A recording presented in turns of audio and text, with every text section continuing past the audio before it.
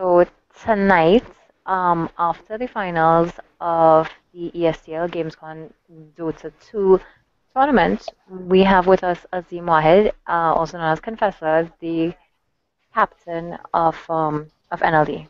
And we have him with us tonight to do a post-tournament interview. So as most of you all would know, NLD came second in this tournament, losing to DB. So we're going to jump straight into the questions. And also to the people who are viewing, please feel free to ask questions because we're going to have a live Q&A segment.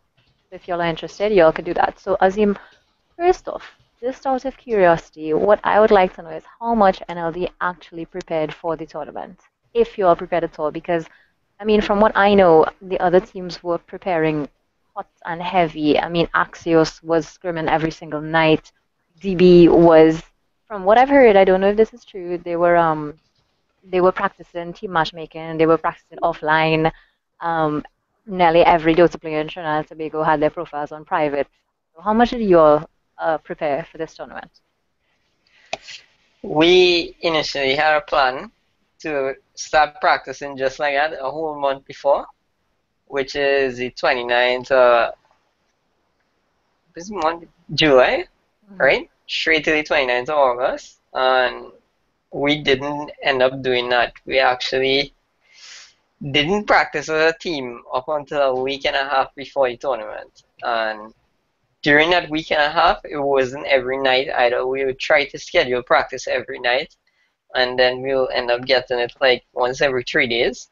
And come down to the actual few days before, every day before the tournament for 3 days, we practiced 2 team matchmaking games every night.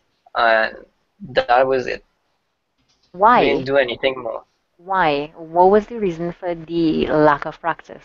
And how much do you think it affected you in your preparation for the tournament? Well, I wouldn't say it affected me as a player, but this is a tournament and a team game, so I think it affected the other members of the team more than it did to me. Because even though I wasn't practicing, I was playing a lot by myself and trying to find new things that we as a team could do and find new heroes for the rest of my teammates to play and practice. And we would do some private lobby stuff and like improve our game mechanics and stuff, but I don't know if the rest of we team thought that was enough or if it was the schedules or what, because I know for some, like Blaze, we all playing up. Some nights he would have to go to sleep early for work.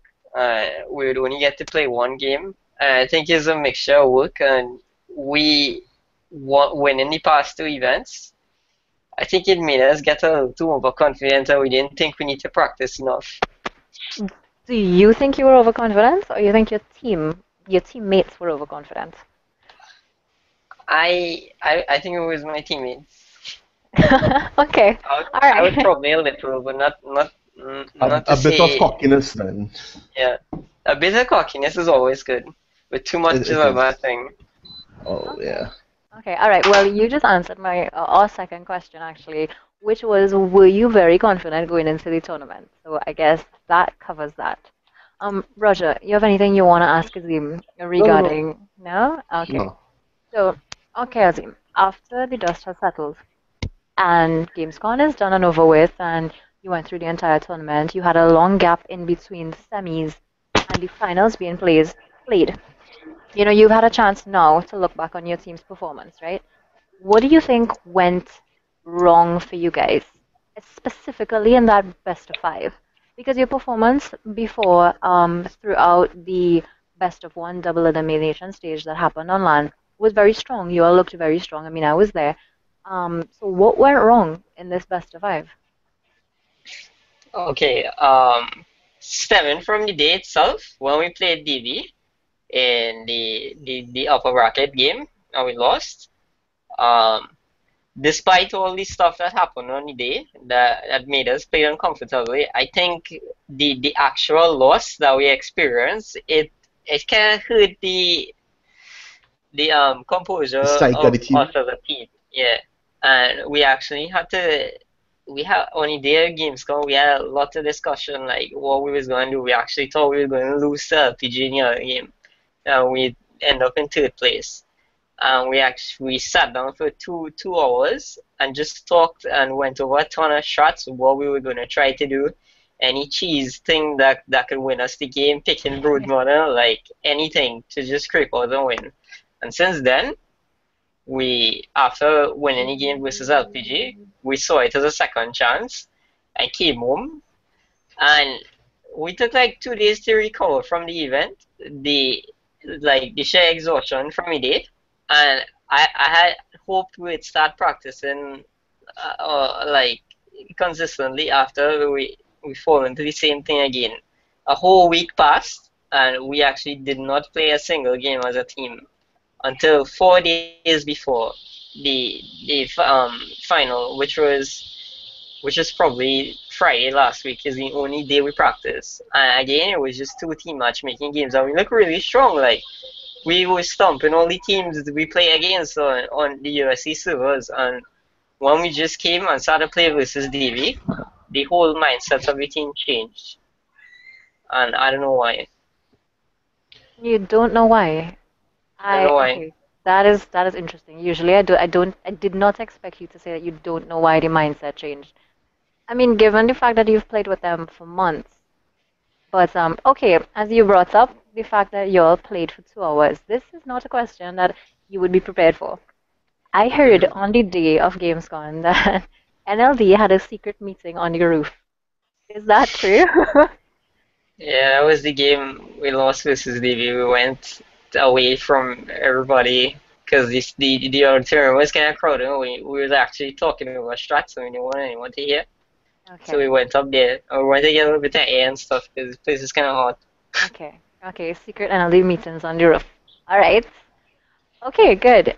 What do you think went right for you all? Because in that last match, you all were winning by a mile, literally a mile.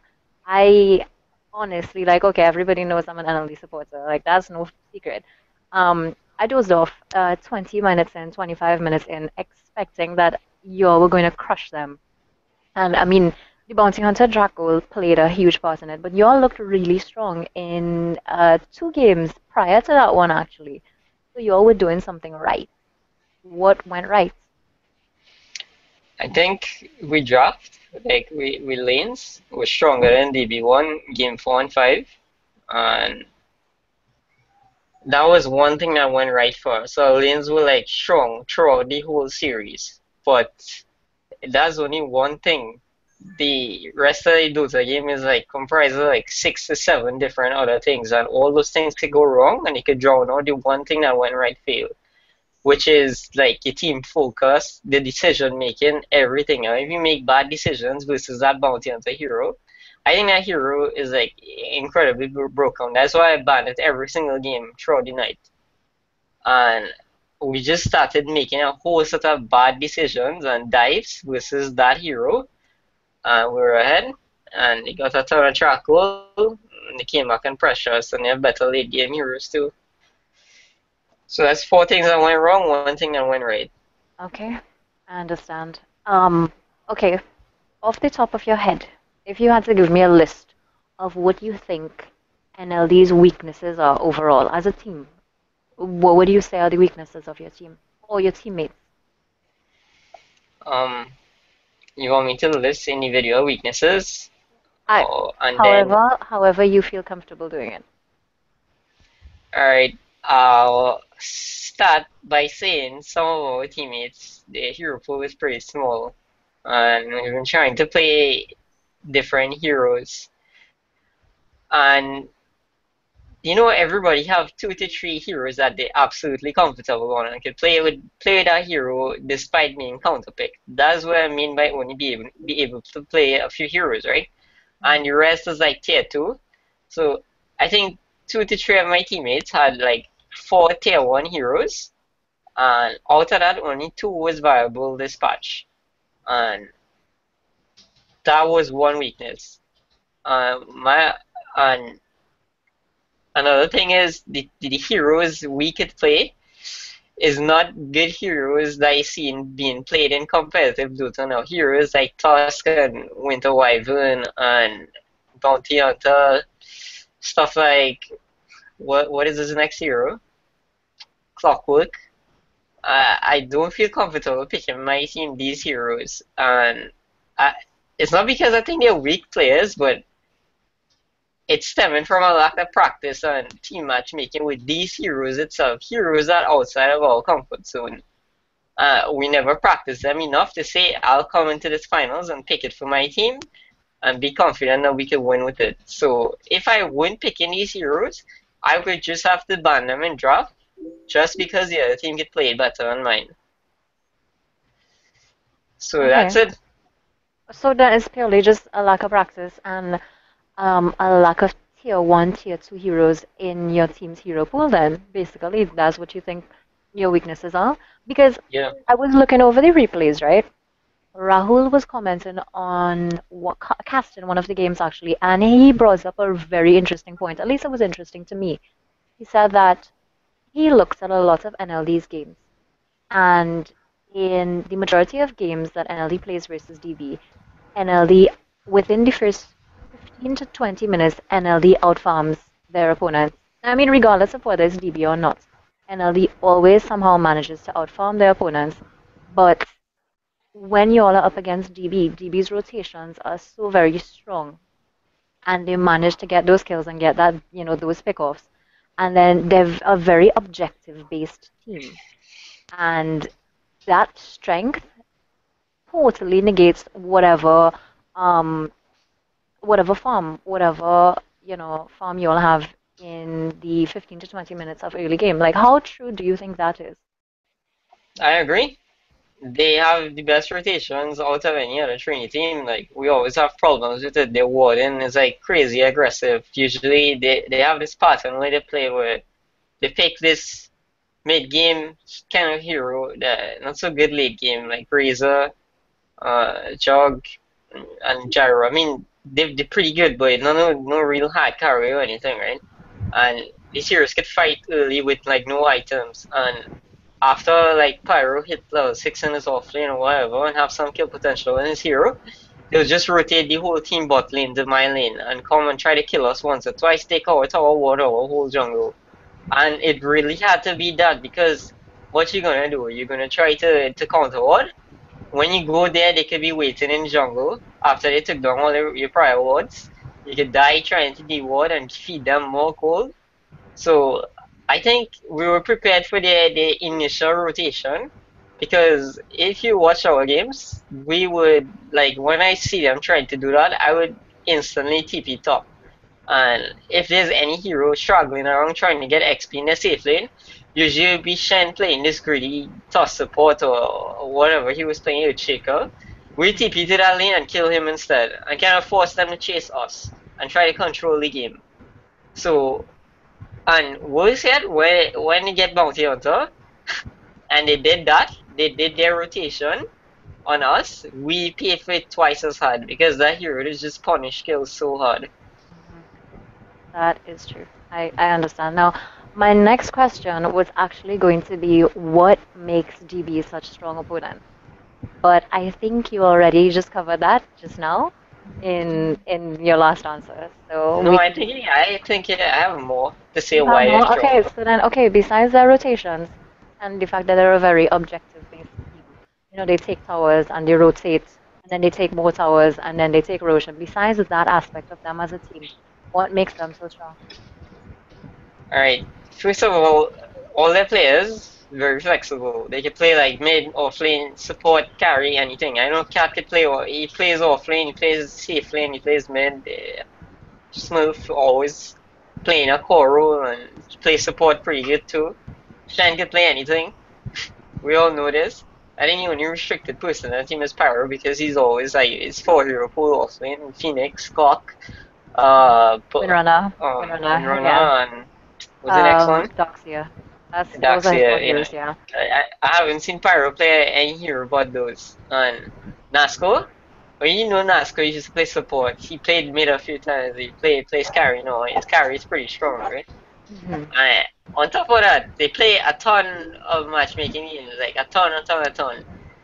You remember Team Secret saying that they don't scrim anyone, they used to just play matchmaking? Like, Mhm. you have players like Arteezy, these very successful players, just playing a whole ton of matchmaking whole day and learning all the little cheeky stupidness people do, all these brutal offlane lanes, and try to find out how to play against it, what heroes to pick against just to survive, say a team don't fall behind. I think uh, I think I could comfortably say all of DB players plays more solo queue games than everyone on my team but me, because I play like a ton of Dota every day. Okay. That's why I think they're a good team, and they all decently high MMR. Like everyone on their team is above 4.5k. So I should think Shenlong is highest is like 5.1k. Mhm. Yes. I So no, they all Nasco strong actually players. is Nasco I believe is 5K as well. I heard someone say 5k that. too. Yeah, I think he Okay. is. I think he's Yeah, 5100. Nasri is 551, Yes, I think so. 51 something. Two tournaments ago he was 4.4. So you can see how much effort those players put in. Yeah, they That's were why I actually think they're strong. training about 3 or 4 games per night since Okay. July. I really So, don't underestimate anybody. That's always one of my major punchlines to follow. Okay. Um, what is your MMR? What is your solo MMR actually? As we're talking about 5K MMR players. Right now, I am 57.20. I actually dropped What? because the patch is pretty easy. Anytime I try to pick a safe lane here, I always get some aggro try, some kind of person counter picking me and harassing me in all chat. Just because people have this image of me tilting and flaming and throwing games all the time, they try to give me these brutal lanes in my game. I think they could use pressure to break me. Does it work? Uh, yeah, sometimes it works. 'Cause I lose 400 or in a few days and always get it back when I'm ready to bounce back. Okay. Okay. Is NLD really disbanding? Or do you have plans to regroup and reform with a new teammate? The team already disbanded 2 days ago. That was finals was on Tuesday. Yeah, Yeah, but is it for after the music real? finals finished. Yeah, this time it is real. I know last time I disbanded and then rebuilt the team with In four of the same players. Right? in 48 hours, yeah, that was NLDv2, so that's why I'm asking you if it's real this time. So Yeah, it's this real. time it is real. Okay. Some of our Um, players they want to focus on different things, and well, the only active players possibly is me and Kareem, and two people ain't enough to make a team. So for now, we're done. okay. And you asked me about the future. Yes. Um, if there is something as big as GamesCon again with this big of a price pool, I mean GamesCon was initially 15,000 and second was 10,000, right? That was a lot. If they have anything of this caliber again, I will come back and make a team for it. But the team don't necessarily have to have any one of the four players on it. Okay. So it could be a brand new team. Okay. All right. Now, out of curiosity, did you have plans of disbanding the team after GamesCon, or did the loss to DB prompt you to disband? I had plans, and the loss to DB prompted it as well. Okay, so it's a combination so, of it, so both. it was 50-50. I'd say it was 70-30. The 30, even if we lost, I think, uh, You already made up your mind. yeah, but the fact that we actually lost, like, I think people on our team think we were going to win no matter what. It's kind of brutal reality after we lost, and some people were bitter, and it kind of pushed it to be 100% Were you bitter? disbanding. You said some people were Me? bitter. Yeah, were you bitter? No, you saw my speech. I wasn't bitter. I was just No, that post actually was quite moving, and it was very well written, very well written. No bitterness at all. I was impressed actually. no, I wasn't bitter. Um, okay, so as we're talking about that post, you mentioned that you want to focus on the dream. So my next question, what are your plans for the next 6 months to a year with respect to Dota? And you personally, what do you want to accomplish within the next 6 months to a year? Hopefully get on a tier 1 or a tier 2 team. Yeah, if it's tier 2, you have to move into tier 1 status, but getting onto the team, a known team with known players, and starting to win something, like be it something as small as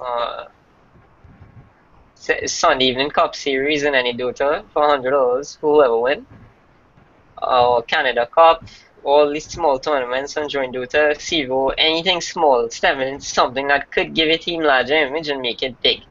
But a very picky, since I had my experience with my last Ape Zone team, where we qualified for Canada Cup and just lost. We flat out lost. We didn't win any games. Due Wasn't that to Ape Zone team the guy, weren't you on a team with a guy and you all reached semis and he fell asleep and he didn't wake up for your game or something like that? Is that the team that you're was referring to? actually the international open That's qualifier team. qualifiers, yeah. Oh. He didn't wake up. Oh, no, that I was mean, actually true then. I thought you were yeah, joking, you know. It was true. I wasn't joking. I don't Holy think he did shit. it on purpose, He actually practiced with us up until very late the night before. I think he just went to sleep and didn't set his alarm or something. And when he woke up, I was fuming. I called him all kind of names and I deleted him and never wanted to talk to him again. That's hard though. So yeah, Okay. I was really looking forward to it because I think we were one of the teams that was highest ranked on FACEIT for the qualifiers. They used to rank the team based on the individual MMRs, and at that time, everyone on my team was 6K and over. Our team was like 10 out of 10 on the scale, and everyone else was like 9 and under. So I think we had a good chance. Okay, so those are your plans with respect to you and Doza and what you want to accomplish personally. Do you, in your post, you said that you're not going to be as active in Trinidosa anymore, and you stand by this decision. Now, I mean, from somebody who's been in the community for a while, what do you think are the problems that we have right now in the Trinidadian Dosa community? Alright, there are no more problems, I think. Um, Let me start with the newer players, like the brand new players we never saw before. They play Dota, they play a lot. I can tell you that. They just be playing by themselves or their friends or whatever. And when they came into this fight club, right? Look at the name. It's like you could.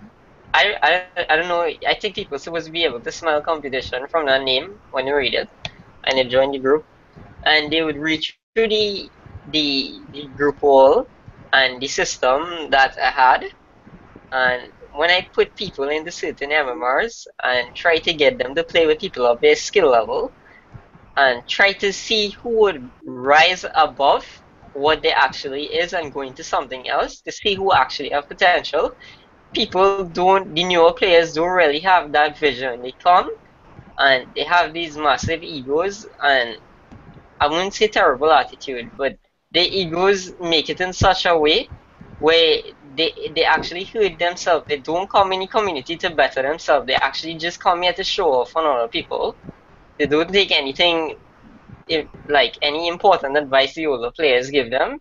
They were very And at ignorant. the end of it, they're very ignorant and they either end up leaving the group or just going inactive. And issue number two, I think uh it depends on what you want for Trinidota and the type of people you're trying to target. I mean, it has two reasons you play Dota. You either play it for fun and to play it with friends. You could follow it like football too. You could actually take a decent um interest in the competitive aspect of it and like teams and like players and follow them, like how you do with football teams. And then you have the extremists where they actually want to take up competitive Dota. And I would say it have people that want to take up competitive Dota beside me, but don't really see it as viable enough to actually take up all the risks and the time and reality you'll be faced with it. So we don't have any like exceedingly competitive wanting players. So the community will end up falling in the fun category, right? Am I right? Yes. And as a result of that, we wouldn't be competitive enough to say we're going to like fuel like the want for a whole set of tournaments and a whole set of events. And it's fine if we don't get any events and stuff. I mean, everyone's playing for fun, but then it comes back to what vision you want for Trinidota. Do we look to get sponsored in the future? Do we look for having companies like Flow throwing out money for events and having to see players and teams 3-4 times per year and meet up at LAN events? Or do we just want to play in houses and we content with that? It's what the community wants. And at times, at times, I think they just want both of them, and at sometimes I feel like it doesn't want any. I don't think the community knows what it wants. That's what I think is another problem. Okay. And then, And yeah, one more thing where people don't, they just frown upon this MMR system due to like everybody thinks like MMR is trash and is not accurate rating on what they actually is. They 2-3K whatever they think they could take on these 5-6K players 4K, and that's actually pretty damaging to them as a player itself, and it'll actually stunt success in every single way in this game for them. And I think a lot of that goes on with our players down here. Some of them think that MMR is worthless, they shouldn't even play ranked, and they shouldn't even strive to raise their rating or anything. As a result, they just go rank matchmaking totally blurred from their Dota, and they either just play with their friends or they play in-houses whole day. And at the end of the day, while in-houses make me fun, it actually teaches you very little in terms of becoming a better Dota player. So okay. that's what I think is the three major problems. Okay, all right, and that is fair. Like I can agree with you with respect to what you said are the problems, but how do you think we could fix those problems? Um, well, obviously, the last one I mentioned, people just need to start putting a little bit more faith in the MMR system.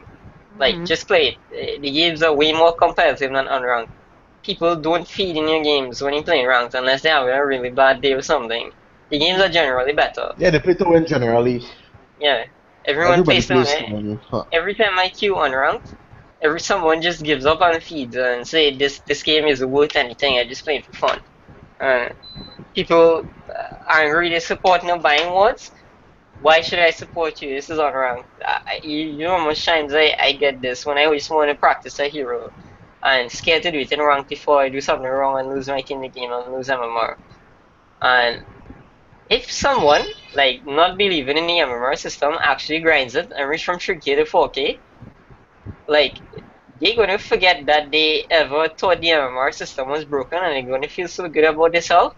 And when they reach 4K, they're gonna want to reach 5K. And by the time you reach 5K, you're ready to take the next step and do so. Right? It'll actually be helping them in every way if they just put a little bit more faith in the system. And issue number 2, where I don't know what the community wants. I don't know. I think we just need to give them one time to see where it goes, because sometimes they just want to relax and sometimes they want to be competitive. So just let everything flow for a while. It would take a year or 6 months or something for the majority of the community to realize they want to be competitive. Whenever they make that decision, Dota will always be here for them. Nothing gonna change. It's still gonna have a ton of tournaments in the future. Things can only go forward. People, like, you have better chances against sponsors and stuff as time go along. Okay. So I don't think number 2 need to be rushed. And Okay. I actually forget what I mentioned with number 1, the newer players. Yes, the newer players. The newer players need to respect the older players. Like, despite the older players' attitudes, everyone have a different personality. Some people are gentle, some people in this community, they're just toxic, People they're are good cancer. intentions. Some people brutally honest and blunt when they talk. Like there's a ton of different personalities in this community, and it's kind of like a family. Some of your brothers and sisters always gonna be assholes, and then you have that one sister you could probably talk to about anything. That's just how the community is. It have a lot of different personalities, and new players shouldn't be swayed away by anything toxic they say. Just take whatever criticism they get and accept that these guys are better than me and they know what they're talking about. Okay. Okay. That is a really good answer. A very comprehensive answer, actually.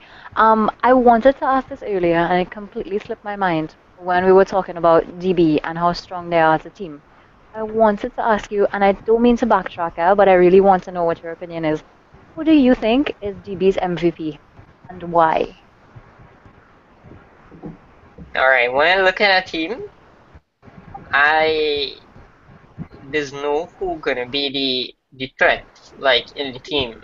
And honestly, with with DB's team, it was either Nasco or Shannon. I can't actually choose between both of them because of two things. Because of the heroes they play, they both played really strong hero pool, and the unpredictable players like Nasco. I noticed a boost in efficiency in his carry gameplay. Like he always uses his mantle. Like and maybe a bad thing sometimes if we catch him off with his cooldown on his mantle. Like when he was playing Jug in the second game, I think when I picked Ursa and then we won. It had a few times we catch him off guard with his items on cooldown and stuff, but like his farm was on par with mine. And usually when I play a Dota game, when I reach the point where I have 400 CS in a game, if it ever reaches that far, the enemy carry will only have like 250 or something. I would farm them like a huge margin. It's true what Raul said. But like Nasco was almost on par with me. And you have to give him the respect he deserves. And Shen is a greedy player. He always hope to see on your team in ranked. Like you Shaker, that's babysitting here in lane. From minute 1 to 7, then leaves the lane and just puts down so much of plays that the enemy team starts to rage. He gets like a 12-14 minute Blink Dagger Arcane Boots or Blink Dagger Tranquil Soaring and just wrecking the other teams. That's the kind of player Shen is. He's like this greedy player all the time. Like, you saw his Shaker, you saw his Tusk, like dodging all Ravages, getting big Echo Slam. He was like the only reason DB was still in the game when we won the third game against them. The fourth game. Who did he play in that third game, Azim? I played Troll Warlord. Who did Shenlong play? Shen played with Shaker. Okay. Like that's the only reason they were in the game. He's running big echoes. He was playing on big fishes, just playing real balls. I was like, can't believe it. So. Is that an ask question? I can't choose between both of them. Can't choose between the two. Yeah. Okay. Okay. All right. That's a fair answer. Okay. In your solo ranked games, right, which I spectate from time to time, you don't always play that mid carry role, that mid or carry role, and like I want to feel like the majority of the time I do spectate your games, you play everything else. You play off lane, you support, and you roam. The majority of the time. How come you choose to pick up that role with your team? That mid or that carry role. This time I totally took over carrying. Usually it would be me and Faraz alternating mid, right? But I think my carry pool is bigger than his, and his mid pool is enough. Like he could play everything I could play and probably more. I decided to take carry because I think it's in competitive Dota as opposed to ranked.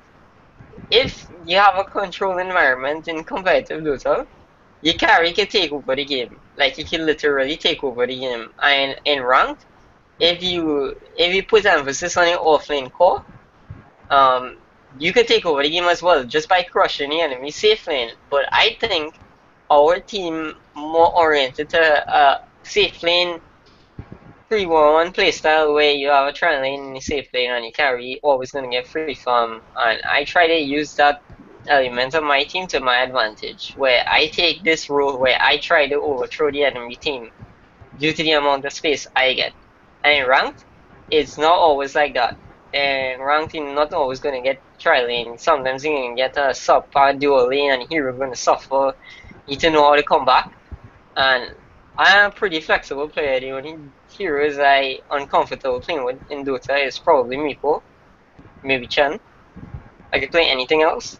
And I just try to abuse any weak player I see in ranked, which is why you'll see me playing Uchica offlane, Bounty Hunter roam, or Gyrocopter with boots first, inside the enemy Bloodseeker jungle, keeping him level 1, killing him, all kind of cheesy stuff, just because certain roles could give you certain advantage over the enemy team, more than others. Dota changed so much, like, item builds not stationary like how it was. It changes every game now. Heroes like Slack, where you usually always go Shadow Blade, Shreds into Sandy Nashor, it's not like that anymore. Like, you don't go SNY Scadi on every hero anymore. Sometimes you don't even need BKB. And the game just changed so much, like, you offlane heroes could prioritize Guardian Reeves, so sometimes you need a Solar Crest, sometimes you need Blade Mail, Dagger, everything, and just like the dynamics of the game and how it changed so much, and it just made offlane and support a lot more fun to play as opposed to mid and carry before. The last patch, me and you both know, you could take over the game just by playing mid and just destroy the whole other enemy team, be the flashy player, this and that, but you can do that from any role now, and you actually get credit for doing it on support, even if you're Crystal Maiden. So that's why I play every single role now. Okay. Okay. All right. Okay. So this is my last serious question of the night. Okay. In your post, in that emotional post that you made on Fight Club, you you made some statements. So I want to know, with respect to what you said about people sometimes blaming you for scarring the image of Trinidota and that you're toxic and you're cancerous. I want to know if there's anything that you regret about your Trinidota career, for lack of a better word, thus far. And what do you say to that, to people who say that you scarred the image of Dota and that you're toxic and that you're cancerous? Alright, well, that's just how I am. Like, I couldn't change that back then. I'll be more gentle now. Alright, but back then, community was different. It had a lot of war between certain people in the community. I had a lot of vendettas and feuds with other people on the old group. That's when I made the Fight Club. And just, I was always this guy who wanted to see Trinidota go somewhere. And my approach may not have been the best, but I still don't agree that someone else could have done it better. I think I did the best job anyone did so far till now. Okay, forgive me if I sound too egotistical or whatever. But when I came here, I was like 17 years old in the community. I looked at how other people would talk to other people. Like, I still remember Hero and Demon X and Shutter. They like flame each other. They don't care about what they say. They actually didn't give a shit. People was just getting banned like normal long time for just raging out for no reason. I think I grew up with a little bit of that in me from when I was a kid back in this community. And it made me be very judgmental towards other people, and I wouldn't like go and get to know this person in the Dota community and think their intentions pure, and they just here to see things move forward. Sometimes I would look at people and think they're just here to try to to get back at someone, or just be it in game or what, to just try to come and rape someone in game and just trash talk them and leave. And you know nothing good could come of that. That's just raw cancer, right? So that's why I would be so harsh and so judgmental and so toxic towards certain people. And then when I actually have a system and something genuine I want to do for the community, I would be cultured. I would actually talk like in a respectable way and put forward all ideas like a normal person who you would never know if they're toxic or not. And then some days I'll just be off. So there are a lot of things about that. Like new people coming into the community. Sometimes they come, they see me raging, and then a week later I post in something like sentimental or something helpful, and then they want to know what the hell really wrong with this guy. He care for the better or the worse, right? Mhm. That's why talking about Sky in the community, and then it could be the other way around. They come into the community, they see me trying to do things proper, and then a week later I just rage out, and then they was like, okay, this is just a big joke, and they leave, right? And that Yeah. happened to a lot of people, and a lot of people stayed, like despite me being the asshole I was. A lot of people just stayed and they would listen still, despite me cussing them and telling them whatever, like the day after, they'll come and vote on the polls I'll put up on thing and they'll still be active. And I respect that. I'm glad. Okay. And to the others, Okay. All right. because sorry, but I don't think it can be any other way. Okay. Okay. Okay. Okay, I understand that. Um, okay, so you mentioned that some people would leave Mm-hmm. because you would seem to be, I don't know, bipolar, maybe. Off of Bipolar, that, no, brutally that's honest, that's that's my word for it. guilty. Yeah. Um, why did you ban Shota from the group for I didn't the ban Shutter. 30th time? Shutter left the group. Oh, he Every did? time, yeah, every time Shutter something happened with him on his group, he left. Except for you one point, he did. So he no wait. Actually, he left that time too. Never mind. Yeah, continue. Okay, all right. No, that was just me out of curiosity. Okay, so this is the point where I'd like to invite everybody who's watching, all 17 of you. If you have any questions for Azim, feel free to post the questions, and he will answer them, provided that they're not idiotic questions. He will definitely answer them. So yeah, so we're gonna go on with the interview, and we don't have very long again. So I just want to ask him some very general questions now, not questions related to GamesCon, not questions related to his team, but questions about himself. So, Azim, who is your favorite pro player? I have two. Who? Atizi and Pocky. Oh, good. Okay, why? Why both of them? I am both a drafter and a playmaker in the team, and I think Pop not drafter alone, drafter slash great thinker is like only a few people that could actually invent things in Dota like Poppy used to do. And ever since TI, what he's been doing that. I love that. And Atizi, just a big playmaker in the team. I like that too. It's like the two elements of Dota that appeal the most to me. Okay. Okay, Okay. this question coming from Nasco. What do you think of the new client? Reborn, Yeah. um, I like the fact that the friends list ain't so blatant as before. I like that in a different tab by itself. I like the fact that you can see everyone's MMR by not being friends with them. You No? could? Yeah, you could. Like, That's good. you can see people. If you have one friend and they're in a party, you can see their friends and you can click on their profile. If it have it open, you can see it as opposed to before.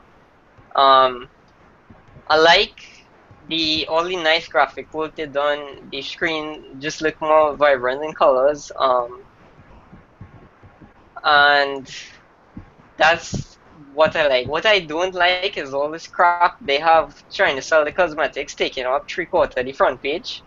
You can't have option to disband a team like before to like create a team. I still don't know where that gone. Um, I don't like the fact that they're not updating the stats graph in the game. Mine just stationary since I first downloaded Reborn. And I don't like this new private lobby thing where it just like on a little side of the screen, like literally 1/3 of the screen, as opposed to the old clients where the private lobby would just be there. You could see everybody that's in it, and well, everything would just be clear. Like, I don't like the chat too. Like, I don't know how to alt chat before the screen Yeah, loads. the chat is very confusing, Yeah, the especially a lot chat of on the chat. side is just crazy. And one more thing in game, for some reason I'm not able to ping like how much gold I need for certain items. I will purchase bottle, you know, you just press Alt and press the item before. I'm not able to do that. And I also get some lag sometimes, just like random lag, like drop to 40 FPS, need to restart my computer for no reason. Losing sound, all kind of technical issues. And that's it. It's more negatives than positives. We have a question from Paul Dredd, who played Mm-hmm. on Conquer Seaman. What do you think about the other teams that participated? Similar to the way that you talked about DB and what you think their strengths are. What are your thoughts on those teams, and what are your thoughts post GamesCon? As you know, as we saw for the first time, you know, we had a big turnout at a LAN event. Mm-hmm. What are your thoughts on those two things?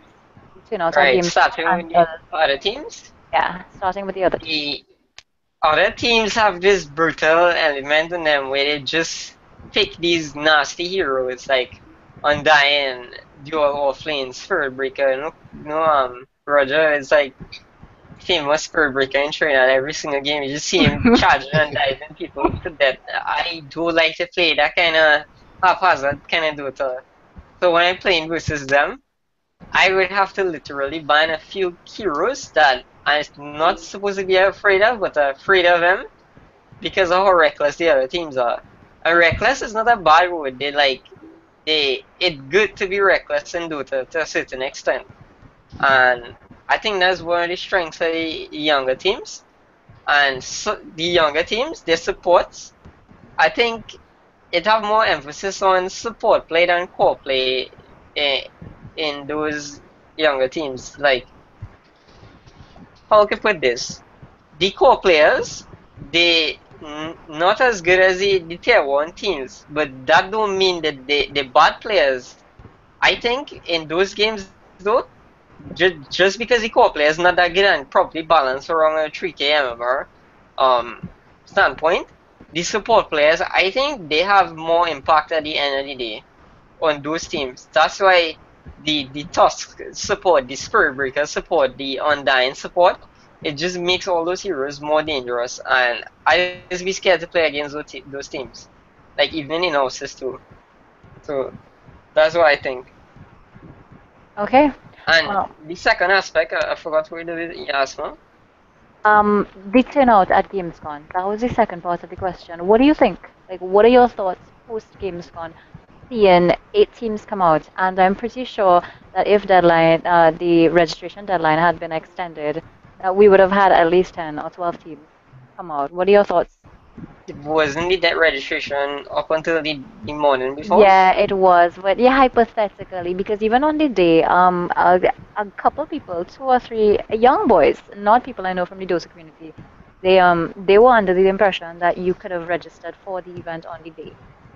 Oh, Yeah. hmm. Well, we need to compare Dota to the LoL community, right? And we Dota community only have like 100 people in it. There's like 500 people that actually play the game, but only 100 that matter because they're here to make a difference, and the others are just bystanders. Nothing wrong with being a bystander, but the people that are here to make a difference are the ones that usually should be showing up. You can't count on the bystanders to always show up for a LAN event and always support, right? So at the end of the day, we will have like maybe 50 to 100 people in this community to always turn out at a LAN event. And now the League community, for the short time I was there on their page and looking at how active people are, they like way more active than our Dota community. It's like a ton more people. There's like 2,000 people in the group, and I think there's like 400 to 500 people there. That's why the auditorium was so filled on that day. They turned out by league. It kind of embarrassed our Dota community, but I think we community is still better than LoL. Choose Dota over LoL because of our game just more competitive, It's more and competitive. they play more for fun. Like, I don't see it any other way. And I don't think our turnout was bad either. Like, out of the 40 people that I could count on the show for an event in the group, all 40 of them did, and we got a lot more other people. I think it was like 80 to 90 people there on the day, throughout the day. So, I think it was a good turnout. Nothing wrong. I actually surprised. I thought it would have been less. Okay. Now, Nudes asked a question in the Fight Club, and this is actually a question that I had prepared for you as well. So his question was, if you had to choose, if you had to make a local team to go pro, which players would you try to have on that team? Now, my question to you is pretty much the same thing. If you had to choose a dream team from among the Trinidadian players, who would that team consist of? And I know that you would probably want to have members of NLD on that team, but you can't.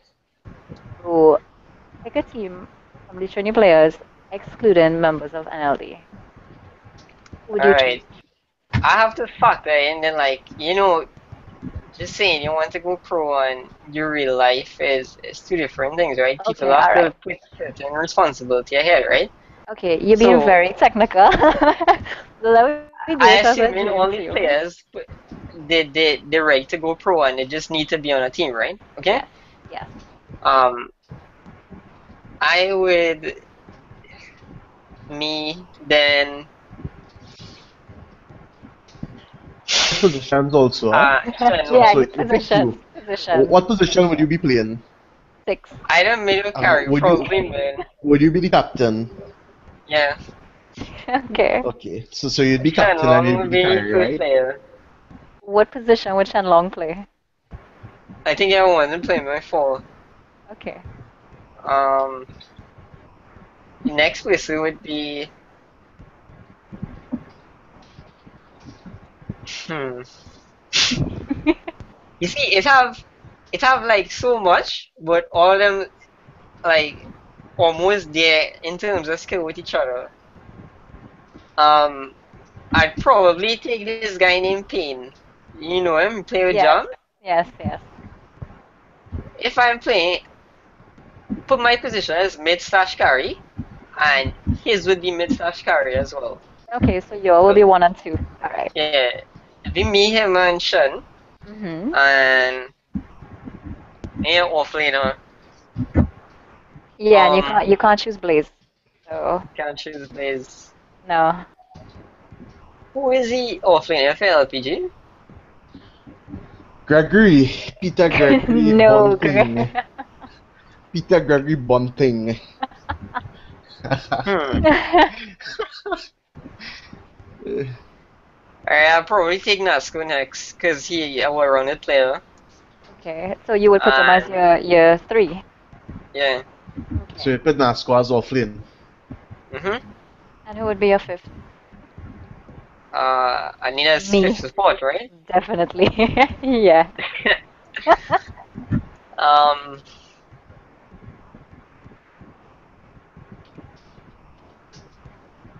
I'll take Nudes.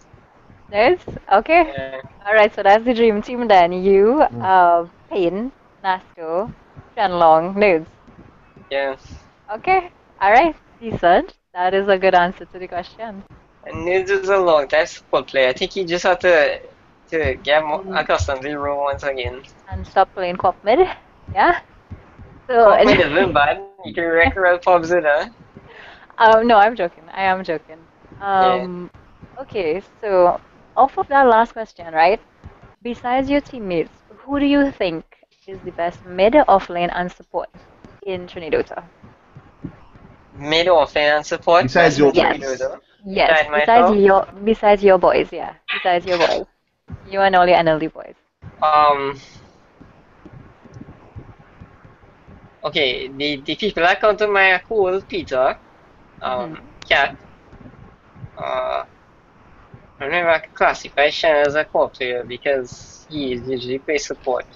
Alright, Mm-hmm. Peter, Cole, And Cat. Cat, Nasco, um, Sin, Okay. and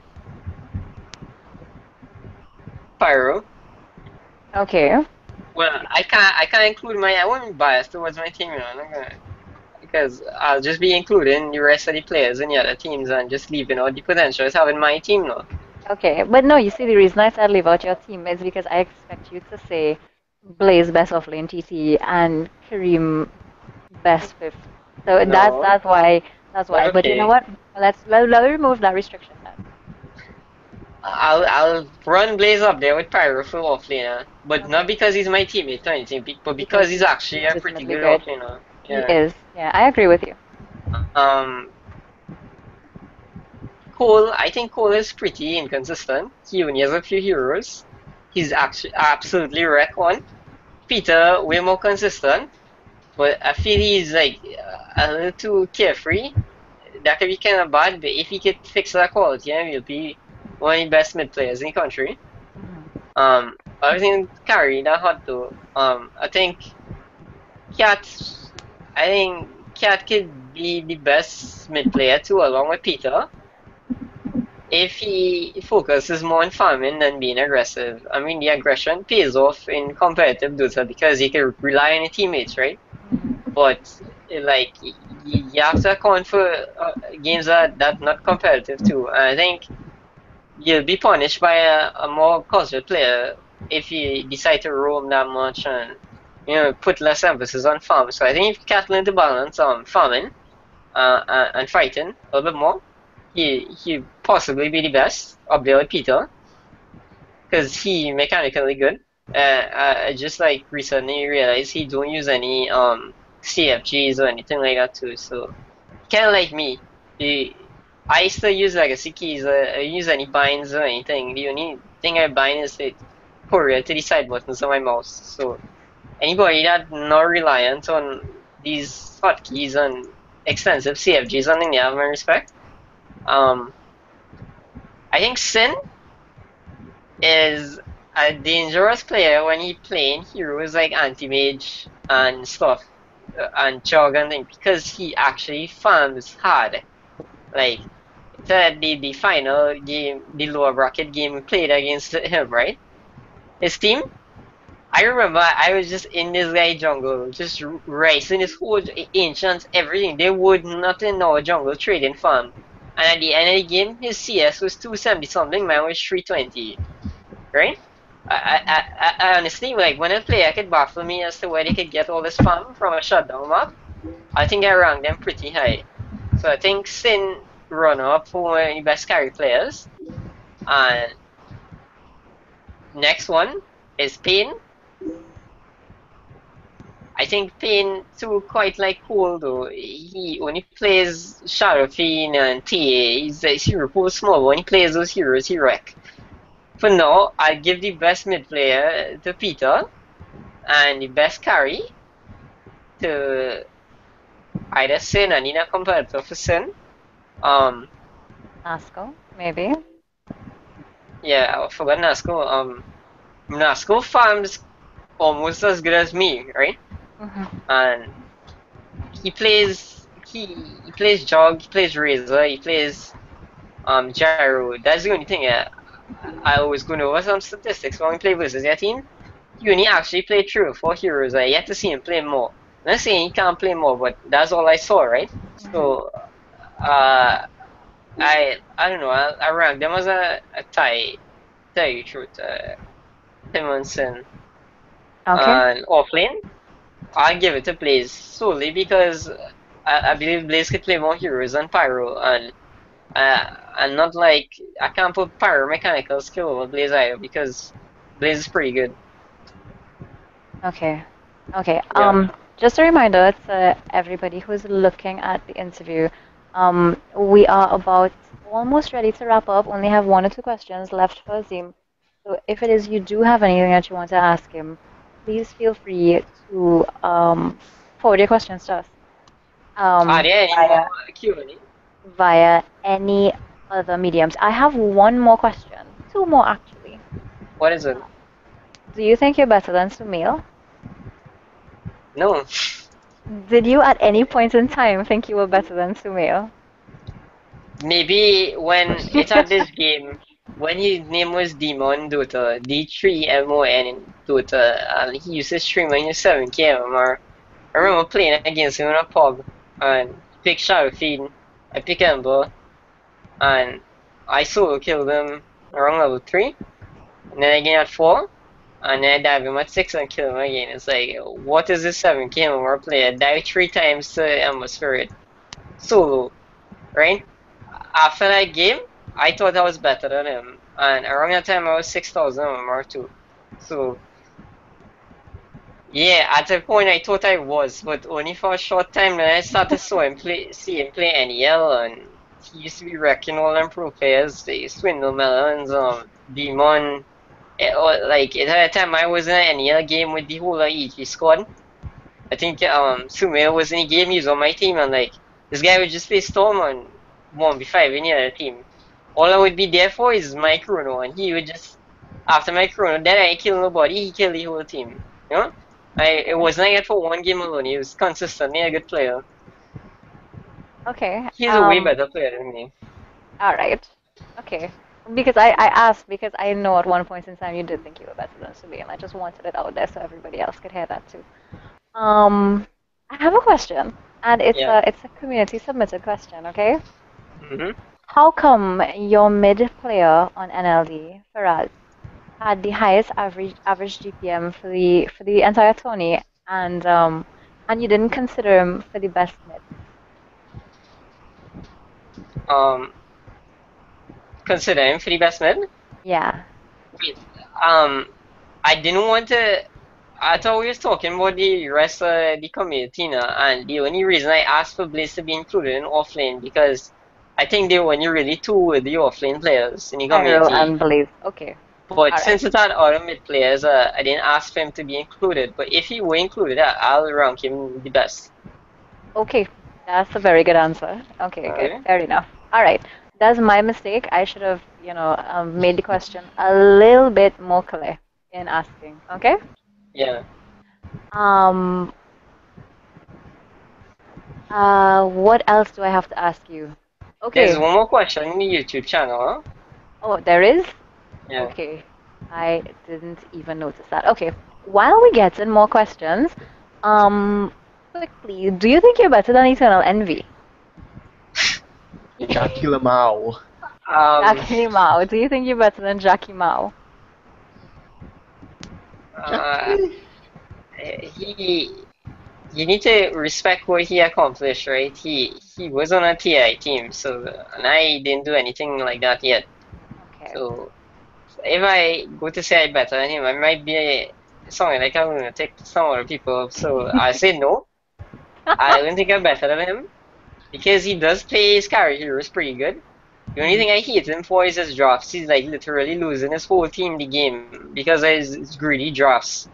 And he has a stupid attitude too where I get from him is like he like to control the rest of his team and don't give them a say in anything. You could literally just watch Cloud9 playing and know this is eternal and re-imprinted on the rest of his players and they're not playing their own game. That's what I Well, hate him for. I don't think he'd be the same on Team Secret. Hope you'll have him under manners, hopefully. If that happen and he just plays carry and do whatever you have to do without making calls, I think they'll win. Cause I think he's very bad shot caller and a captain. And he thinks he is. That's why I hate him. When you think he's something, when he's something you're not, and you think he is, that's when I start to hate you. Okay. Um, Kyle Helsing wants to know who your favorite upcoming mid player is. Who is it? All right, And what do you think there's they could do to be better? that's a good question. I think because this is in Proto, right? Yeah. All right, cool. It is Yawa. There's this is next Brax. Well, Brax, I don't think he made it to TI before, right? Nah. Right, I'm not Brax sure. never made it to TI, but he around here for a long time. Um, so Zaire Brax, Yawa. This is who's playing mid for Team Secret now is W33. We have. Yeah. Um, and this those are the three. These are the three players I'm looking out for, minus Chinese Dota and stuff, because it's the same Chinese players being rotated around, right?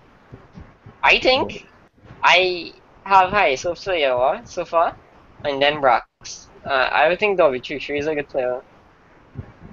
That's just my opinion. I don't like the heroes he's played. I don't like what I've seen from He's a him. meeple spammer. Yeah, meeple spammer. I know Yawa where he is because of pure skill. Like, I was in games with Yawa and Atizi was on my team, and he was like an ex-Atizi on their team. So that's just simply put. He's just good. I had some game the other day where Smash is like 7k MMR, plays a ton of heroes, spam Shadow Fiend, and then he played versus Yawa in this game. He didn't even get ganked by it, and get solo killed by Yawa, and Yawa was playing Ember Spirit. Ember Spirit versus Shadow Fiend, and Shadow Fiend controls that lane. I don't know how. And he just takes over the whole game. He have this Sumil effect on him. And that's why I have high hopes for him. I like Brax because Brax, actually, he doesn't play these semi-carry heroes like DK and Tiny and it like Shadow Fiend and thing, and just fall off because he doesn't farm. The guy would be around the whole map doing stuff and will always end up having items. He'll have AC and crit on DK come late game and not just be starving with a BKB and a blink. He'll always have items, and I respect players that can balance farming and fighting. That's the most important thing of a core player. Okay. Yeah, then Brax. Okay. Yeah. There's one more question I have for you, and it's a community submitted question.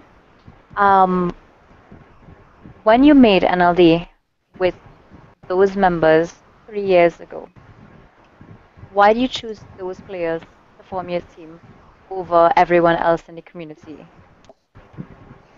Alright. As I was saying, when I was new to the community, I had certain impressions of players, and be it the lazy, be it the too ballsy, too egotistical, be it they just don't care. I feel like at the time it had too much of those kind of people.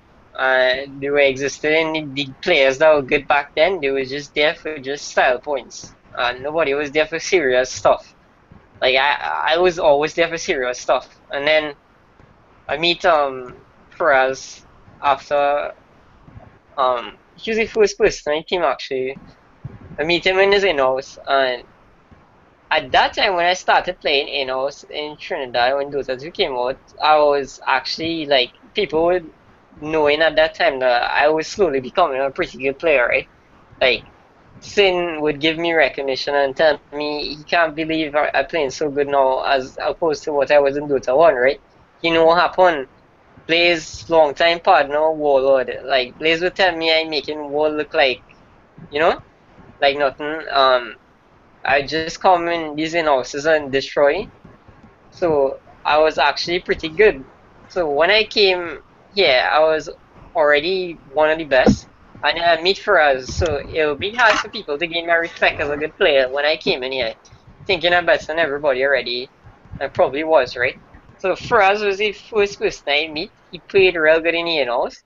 But I wanted to check his consistency, so I added him. Started playing a few games with him. He's brand new. I didn't know him at all, like outside of Dota or anything. We played, and I realized that hey, this guy was good, right? And he had a good attitude too. And I say, well, it's a Tony coming up. You want to make a team? He's like, okay.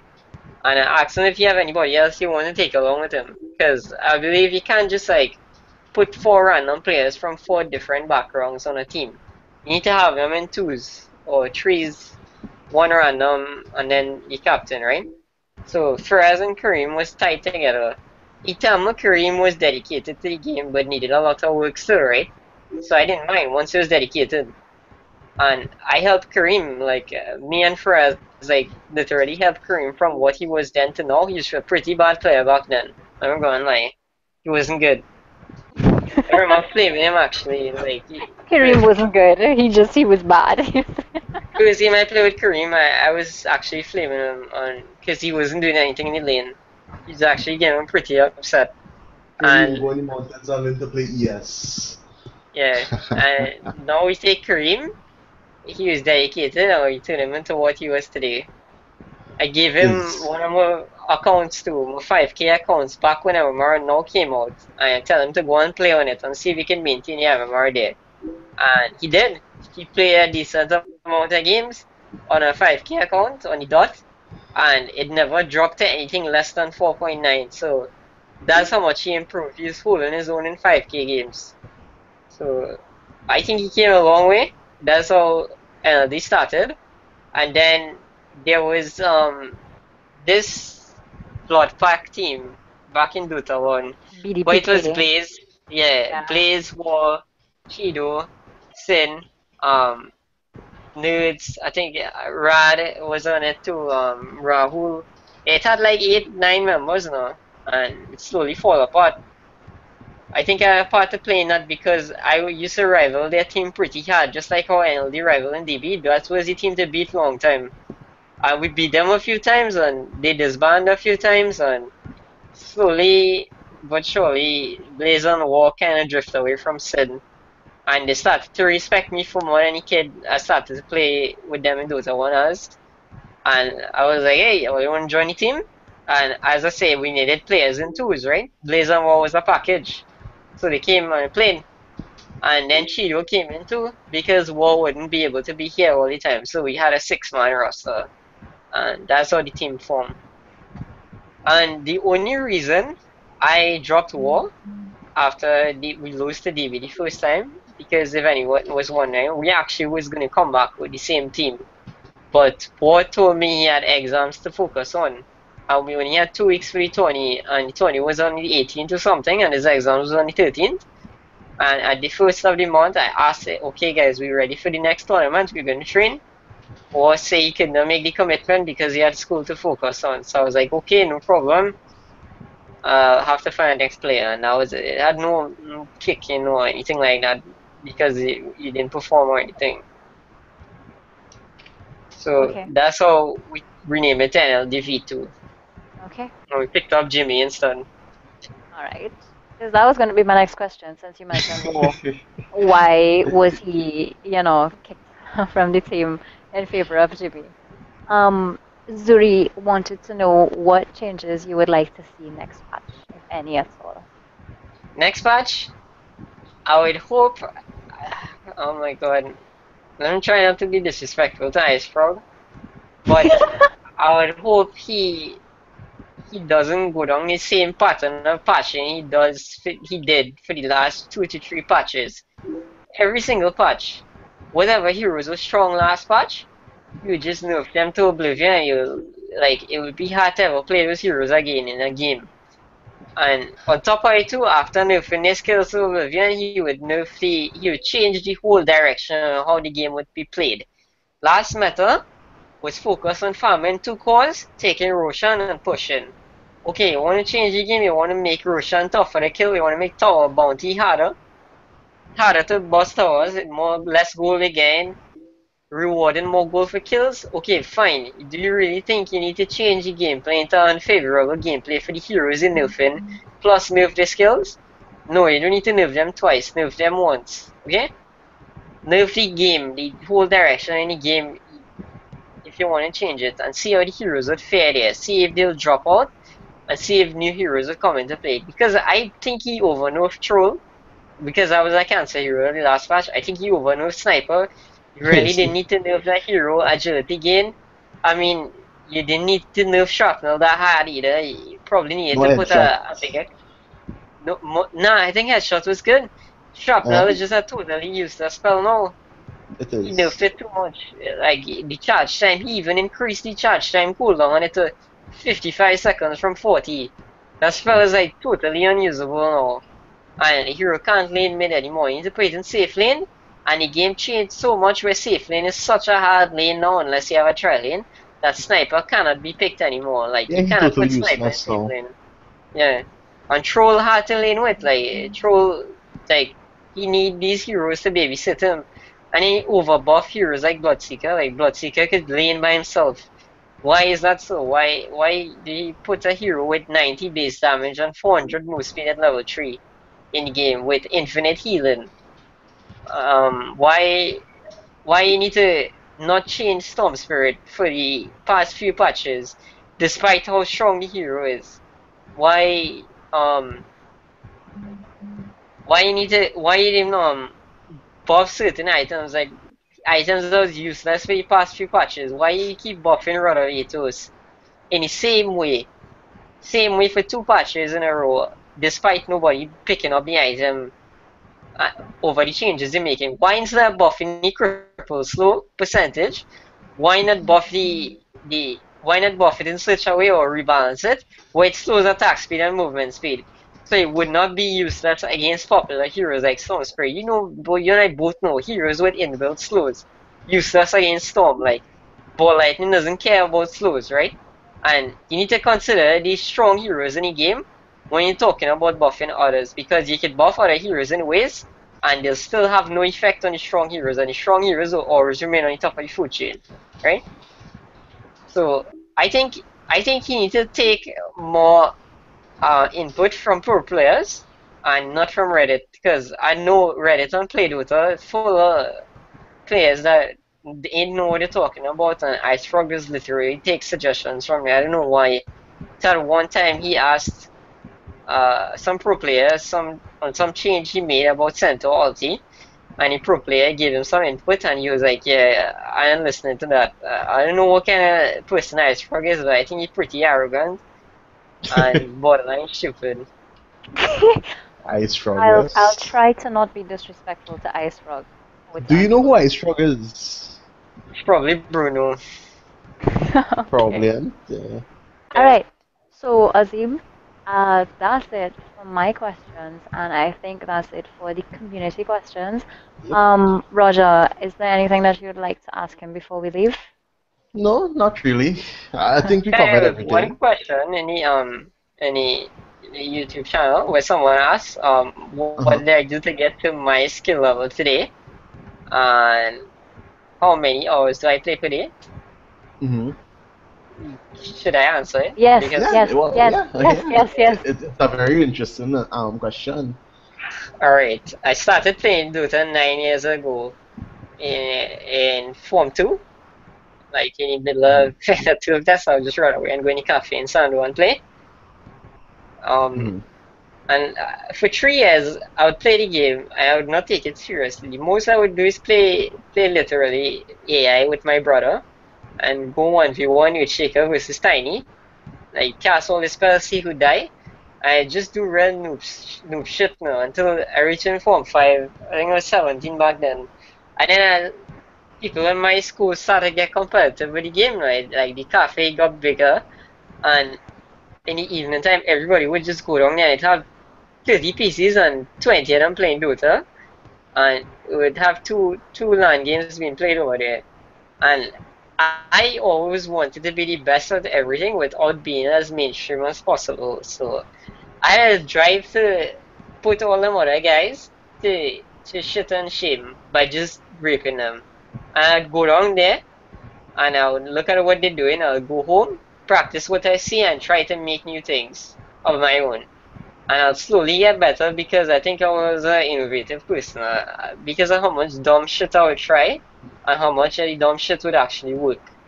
Like, it actually worked back then. It had so much things that people didn't discover in Dota yet.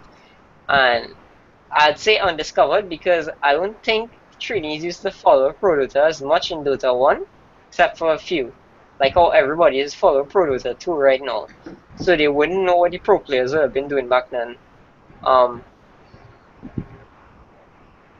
After that, uh, Gex Ishmael Khan was in one of the best players in the cafe, if not the best player in the cafe. And like, I think he saw potential in me or something. We became friends. He started training me. He introduced me to G Arena. I didn't know it had something like that existing. I came and play. They had the first vent. I think it was Sin Vent, and I used to go there. And just like how all the noobs would come into the Dota community, receive a little bit of flame, and it's up to them to take it and become better, or just be outraged and leave. I took it, Like I had a mic and I would be afraid to respond to those guys. I'd be abused so much back then. I was kicked from in-house games to people that were shittier than me all the time. Like people like Spartan like now. People like I don't know. It's just like hugely different thing. I would be waiting there an hour to 2 hours just to play a game in Uh-huh. Trini gamers with these guys, and then when they just come on vent within 5 minutes, my 2 hours would go to waste. I'll get kicked from the game for them. I was abused so much, and then for a whole year, I had no mic, and I had to stay in the channel with these people just talking shit about me. Uh-huh. He's so bad, he's so noob. Let me just kick he next game. He hacking, all kind of crazy accusations are getting thrown on me. I would just take it. I didn't take them on with hope of one day I get better and I'll just like be able to say, ha, I better than you and you know better than me. So I think I had an ego. I use it for my betterment, It was and that motivation to get better then. is motivation to get better instead of just be thinking I'm better than everybody else and not having anything to show for it. And with respect to how much hours a day I play, I think I got a little bit more tired with this game in the past year. Before, I would be able to play anywhere between 8 to 14 hours per day, like nothing less than 8 hours. And that's not every day. Like, I'd say like 4 to 5 days per week, I'd play like 8 hours per day, and some other days I'd just play like 1 or 2 hours to take a break in between now. And that's just the sheer amount of games I played. And now, I improve. Like I play a ton more games now. Some days I literally sleep for 3 hours and play for 18 hours a day and thing. I don't mean like sitting down behind the computer and just staring at the screen for 18 hours. I'll always be up and down in between my deaths in the game or just like walk outside and come back and not like a vegetable. So yeah, that's that. Okay. All right. I think that's it for our community questions, and That's it. that's it for all questions. Azim, thank you very much. This was a much longer interview than we had planned, Yeah. but But do you have any closing remarks, Azim? Well, as I say in the essay I wrote there, I just glad where Trinidad to reach. I hope it can only keep moving forward. I'm glad that you guys doing so much and like this interview thing is the first of its kind. People tried to do it before, but I believe it never worked out because no one ever had the enthusiasm to actually make it worthwhile to sit down and listen to and like take effort to draft up questions and things. It was always done half-assed before. So I'm glad you guys put it in the work to make things like high standard. I just glad. That's it. Mm-hmm. That's it. Thanks for all the good work. And thank you. people in the Well, community just keep trying, keep making teams, keep playing in houses, just keep doing something. Just don't slip into inactivity. we Or could only else, grow. yeah, Hopefully. just keep growing. Yeah. Okay, all right. Well, thank you very much for sitting down with us and giving us this hour of your time, and we No appreciate problem. it. So, to everyone who's listening, in about half an hour to 45 minutes, we're gonna sit down with Amir, who is the captain of the winning team. Doom Okay, Buggy. there's one last question actually. Um, hello, why don't you play heroes that require micromanagement? Why don't you play micro heroes? Is it that you I can't? Is it that you prefer not to? Weak micro skills? Or they're just not tier 1 heroes? Michael skills. Micro. micromanagement heroes that fall under this category: Terrorblade, Naga, any illusion hero minus PL because I mean his illusions can brain dead. Mm. Meepo, Chen, Enchantress, stuff like Nature's Prophet. I think I actually play a lot of Nature's Prophet. I play Terrorblade is one of my favorite heroes in the game. Like I Chen, play Visage. I can play Chen, I just don't enjoy the way the hero is be played in jungle. Too Um passive? Too passive. Visage, I actually played a hero mid in my pubs. It works. I played offlane too. I Mercury, but it's pretty good. The only thing with Meepo is I play Meepo, but it ain't no way game winning. To say it like you go into a game, you have to do this with Meepo. You miss your timing and you just lose. Like how man like Devilish and W33 is played. My Meepo by no means as good as them. If I need to be good at that hero, I'll need to practice it a lot more. So it's not that my micro skill is weak or anything. It just it It's not decently above enticing towards average. your liking. Yeah, it not that good, but it good enough. So yeah. Another follow-up question to the Wow. micro hero question.